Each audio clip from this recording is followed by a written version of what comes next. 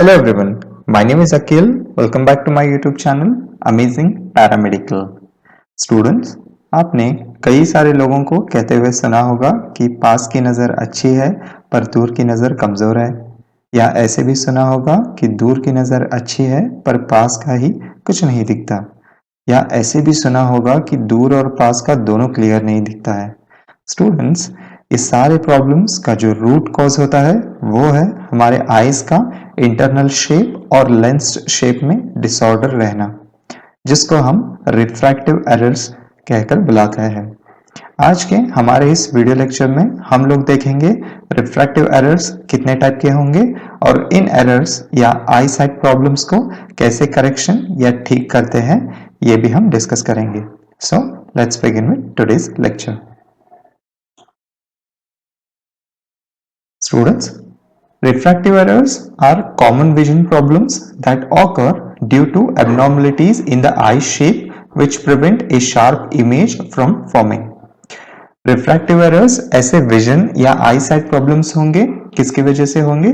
जब भी हमारे आईज के शेप में, आईबॉल या लेंस के शेप में अगर किसी भी तरह की एबनॉर्मलिटी रही, तब हमारे आई में एक शार्प इमेज या क्लियर इमेज फॉर्म नहीं हो पाएगा, जिसके वजह से हम लोगों को नजदीक की चीजें ब्लरी दिखेंगी या दूर की चीजें ब्लरी दिखेंगी, या दोनों, दूर और नजदीक का दोनों चीजें क्लियरली नहीं दिख पाता है स्टूडेंट्स। सो ऐसे आई साइट प्रॉब्लम्स को हम लोग रिफ्रैक्टिव एरर्स कहकर बुलाते हैं। Okay, so now will discuss the types of refractive errors. Okay, so here we have got four types of refractive errors, students. The first one is myopia, that is also known as nearsightedness. Second one is hyperopia, which is also known as farsightedness. Third one is astigmatism. Fourth one is presbyopia. Okay, so now we'll discuss one by one. The first one is myopia, which is also known as nearsightedness.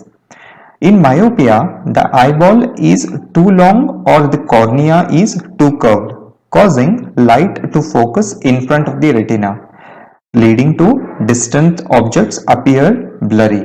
Okay, students, if we look at it with the help of diagram, yes, here we have got the diagram of normal eye, students. Okay, यहाँ पे जो हम लोग देख रहे हैं ये एक नॉर्मल आई का डायग्राम है, जिसमें आईबॉल का शेप और लेंस का शेप एकदम नॉर्मल है। ओके, सो जब भी कोई लाइट अगर यहाँ से पास होगा तो लाइट स्ट्रेट अवे जाएगा और डायरेक्टली रेटिना पे फॉल करेगा, जिसकी वजह से क्लियर इमेज जनरेट होगा। तब हम एक क्लियर इमेज पढ़ेंगे स्टूडेंट, जैसे कि यहाँ पे ए बोल के लिखा है, जैसे कि यहाँ पे नजदीक में जो ए रहेगा वो भी क्लियर रहेगा, जो दूर का जो ऑब्जेक्ट ए रहेगा वो भी क्लियरली नजर आएगा। ये कब है? जब हमारा आई साइट नॉर्मल है, आई में किसी भी तरह का डिसऑर्डर नहीं है। ओके, फॉर एग्जांपल यहाँ पे अभी कॉर्निया का शेप ऐसे कर्व, ऐसे एकदम डोम रहने की बजाय अगर बहुत ही कर्व्ड रहा, ओके, ऐसे डोम रहने की वजह, जैसे कि यहाँ पे आप लोग ऑब्जर्व कर सकते हैं, यहाँ पे थोड़ा कॉर्निया अंदर की तरफ मूव हुआ है और कर्व भी हुआ है। ओके, एंड जो आईबॉल का शेप है, ओके, आईबॉल का जो शेप है यहाँ पे जो एकदम स्पेरिकल है, राउंड है, यहाँ पे एकदम लॉन्ग हो गया है स्टूडेंट्स। ओके, सो अगर आईबॉल के शेप में अगर चेंजेस रहा और अगर कॉर्निया के शेप में अगर किसी भी तरह के अगर चेंजेस रहे, तब क्या होगा स्टूडेंट? जो भी लाइट जो पास होगा यहाँ पे, आईबॉल का शेप जो लॉन्ग रहने की वजह से आई जो भी लाइट पास होगा यहाँ पे रेटिना पे फॉल नहीं कर पाएगा। ओके, वो डायरेक्टली आएगा रेटिना से पहले ही इधर ही फॉल करेगा, जिसकी वजह से जो नजदीक की चीजें हैं वो क्लियरली नजर आएंगी, बट जो दूर की नजर है वो एकदम कमजोर रहेगी students. Okay, so here because of the elongated or long eyeball, the light will fall before the retina only, which is why the nearest object will form very clearly. Okay, the nearest object will be very clear, but the objects that are present at the very far distance, that will be very blurry, students. Okay, yes, so this is the first refractive error, students, that is myopia. Okay, yes. The second refractive error is hyperopia, which is also known as farsightedness. Here the eyeball is too short, okay, causing light to focus behind the retina. Near objects will appear blurry. Okay, so the second condition is hyperopia, which is exactly opposite to the myopia, students. Okay, जैसे myopia में क्या हो रहा था, वहां पे eyeball एकदम long था, जिसकी वजह से लाइट रेटिना पे पड़ने से बजाय उसके सामने ही पड़ रहा था, जिसकी वजह से नियरेस्ट ऑब्जेक्ट क्लियर था बट डिस्टेंस ऑब्जेक्ट बहुत ब्लरी था students. Okay, but here in hyperopia what will happen students, eyeball का जो शेप रहेगा वो एकदम शॉर्ट रहेगा स्टूडेंट्स, लॉन्ग भी नहीं रहेगा, नॉर्मल भी नहीं रहेगा, बट एकदम बहुत ज्यादा शॉर्ट रहेगा, जिसकी वजह से जो भी लाइट पास होगा स्टूडेंट्स, वो लाइट डायरेक्टली क्या जाएगा, रेटिना के पीछे जाके फॉल होगा students. Okay, the light will fall behind the retina, जिसकी वजह से क्या होगा स्टूडेंट्स, यहाँ पे नजदीक की चीज क्लियरली नहीं नजर आ पाएगी, बट दूर की चीज थोड़ा बहुत क्लियर नजर आएगी स्टूडेंट्स। ओके, सो ऐसे कंडीशन में हम इसको क्या बोलेंगे, हाइपरोपिया, या इसको हम फार साइटेडनेस करके भी बुलाते हैं students. Okay okay, the eyeball is too short, eyeball एकदम शॉर्ट रहेगा, causing the light to focus behind the retina, retina के बिहाइंड जाके लाइट फोकस होगा, जिसकी वजह से नियरेस्ट के जो ऑब्जेक्ट्स रहेंगे वो बहुत ही ज्यादा ब्लरी रहेंगे, बट जो फार के जो ऑब्जेक्ट्स रहेंगे वो क्लियरली नजर आएंगे students. So this is the second refractive error.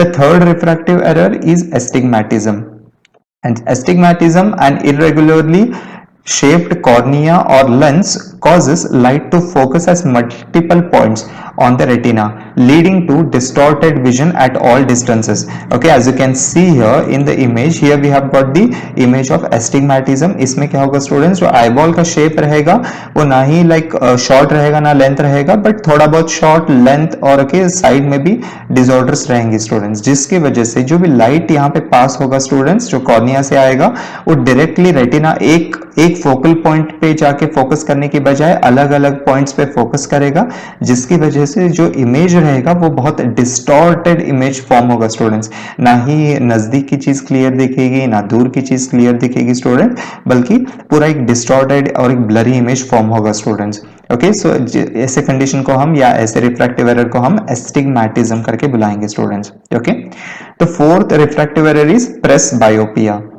Presbyopia is an age-related condition where the eye's lens becomes less flexible, making it difficult to focus on close objects. Okay, presbyopia में क्या होगा students, यहाँ पे As you can see here, जो lens रहेगा वो lens एकदम अपनी फ्लेक्सिबिलिटी खो देगा स्टूडेंट्स। ओके, जिसकी वजह से ये एज रिलेटेड कंडीशन रहेगी, जैसे जैसे ओल्ड एज होता जाएगा तब हमारा लेंस एकदम वीक होगा स्टूडेंट्स, ठीक से कॉन्ट्रैक्ट रिलैक्स नहीं कर पाएगा, जिसकी वजह से जो भी लाइट पास होगा स्टूडेंट्स वो ठीक से पास नहीं हो पाएगा।